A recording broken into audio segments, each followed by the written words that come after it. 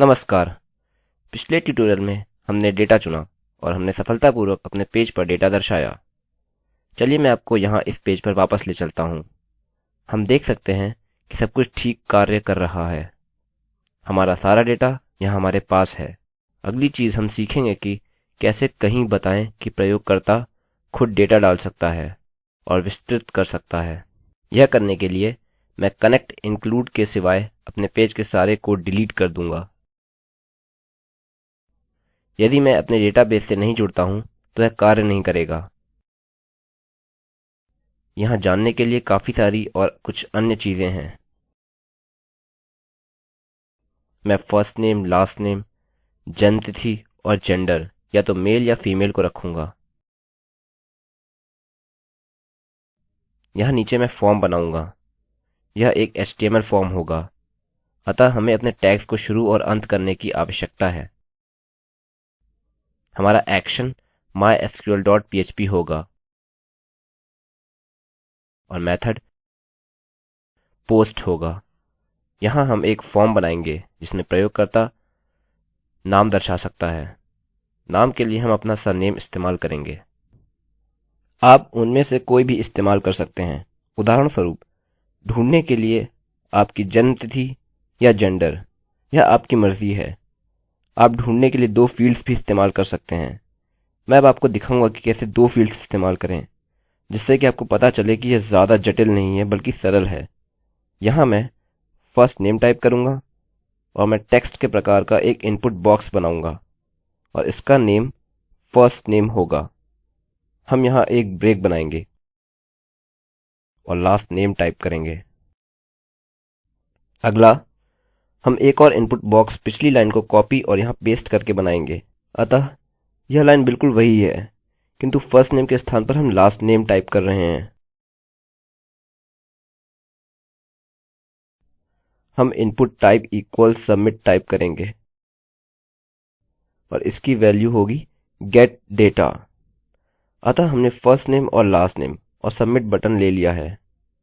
यदि मैं इसे रिफ्रेश करता हूँ, हम देख सकते हैं कि फर्स्ट नेम और लास्ट नेम दिखाई दिया। मैं इसे अभी के लिए डिलीट कर दूंगा और यह करने के लिए मैं जांचूंगा यदि सबमिट बटन दबाया गया है। यह करने के लिए मैं पहले सबमिट बटन को नाम दूंगा सबमिट। फिर मैं इफ स्टेटमेंट में टाइप करूंगा इफ $_ post submit। यदि सबमिट बटन दबाया गया है तो ब्लॉक शुरू करिए। यह कोड का ब्लॉक है जिसको निष्पादित करना है और हम अपना ब्लॉक वहां समाप्त करते हैं जहां हम इसे समाप्त करना चाहते हैं। यह यहाँ इस कर्ली कोष्ठक के बाद है क्योंकि यह यहाँ हमारे व्हाइल स्टेटमेंट का एक भाग है। वास्तव में इसके लिए हमें हमारी व्हाइल स्टेटमेंट की आवश्यकता नहीं है, किंतु फिर भी मैं इसकी खातिर इसको रखूंगा। मैं अब grab post data और $firstname टाइप करूंगा। अतः यह $_ post firstname है और फिर मैं लास्ट नेम टाइप करूंगा। मैं फर्स्ट नेम को कॉपी करूंगा और इसको यहाँ पेस्ट करूंगा और इसको लास्ट नेम में बदल दूंगा। अतः हमें हमारा फर्स्ट नेम और लास्ट नेम मिल गया। मैं एको और यह सूचना record for first name type करूंगा। दूसरे विचार से चलिए इसे अभी नहीं करते हैं। मैं यहाँ सीधे अपनी क्वेरी पर जाऊंगा। यदि आपको याद हो, मैंने वर्णन किया था कि आप जो चाहें वो डेटा विशिष्ट रूप में बता सकते हैं। इसके लिए मैं select star from people where first name equals Alex and last name equals Garrett type करूंगा। मैंने यह इस क्वेरी के भाग के अंदर जहां हम चुन रहे हैं नहीं दर्शाया है। मैंने इसे अपडेट में दर्शाया है जहां हम अपडेट कर सकते हैं where the first name equals Alex and the last name equals Garrett। अब हमें जो कुछ भी हमारे टेबल से चाहिए हम यहाँ चुनेंगे और हम कहेंगे सब कुछ सेलेक्ट करो जहां हमारा फर्स्ट नेम एलेक्स से लेकर लास्ट नेम गैरेट है। यदि हम यहाँ अपने डेटाबेस को देखें, हम अपने फर्स्ट नेम के लिए खोज रहे हैं और उसको एलेक्स से मिला रहे हैं, सरनेम खोज रहे हैं और उसको गैरेट से मिला रहे हैं। हम यहाँ डेटा की यह पूरी रो चुन रहे हैं और जो अभी गुलाबी रंग से चिन्हांकित है, और हम यहाँ से पूरा डेटा चुन रहे हैं, जन्मतिथि से लेकर जेंडर, मेरी आईडी से मेरा फर्स्ट नेम और लास्ट नेम तक। अतः हम समझ चुके हैं कि यह इस समय केवल एक ही रिकॉर्ड चुनेगा, अतः हमें आईडी से ऑर्डर करने की आवश्यकता नहीं है। लेकिन फिर भी मैं इसे ऐसे ही रखूंगा क्योंकि यहाँ केवल एक ही रिकॉर्ड है।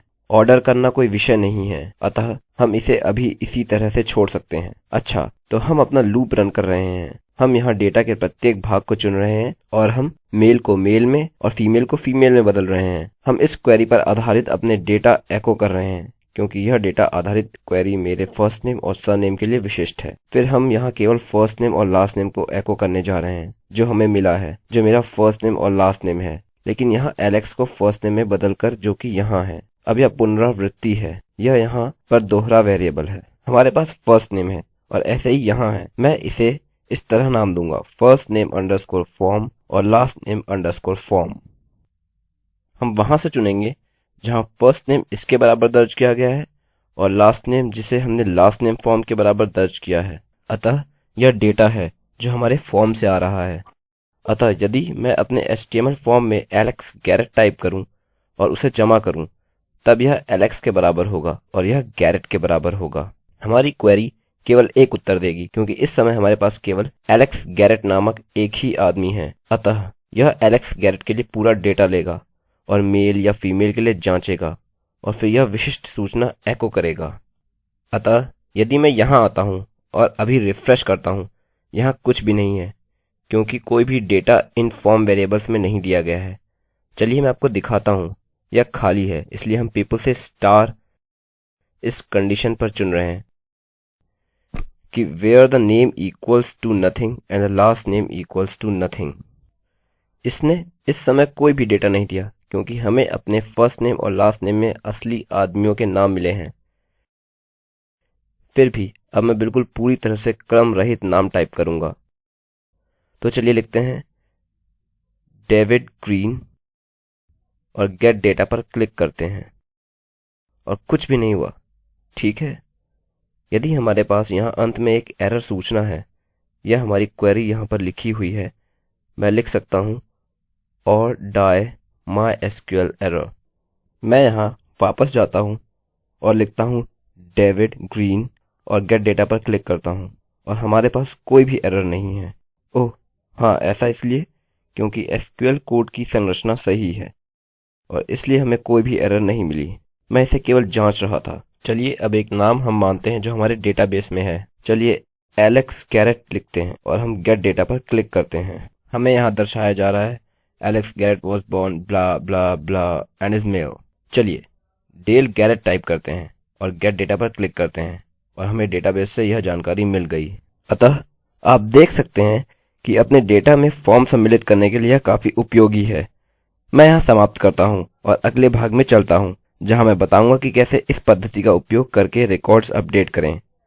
अब तक आप में से काफी यह करने के लिए खुद से सक्षम होंगे, किंतु फिर भी मैं आपको यह और इसके साथ ही कुछ अन्य उपयोगी चीजों के बारे में बताऊंगा।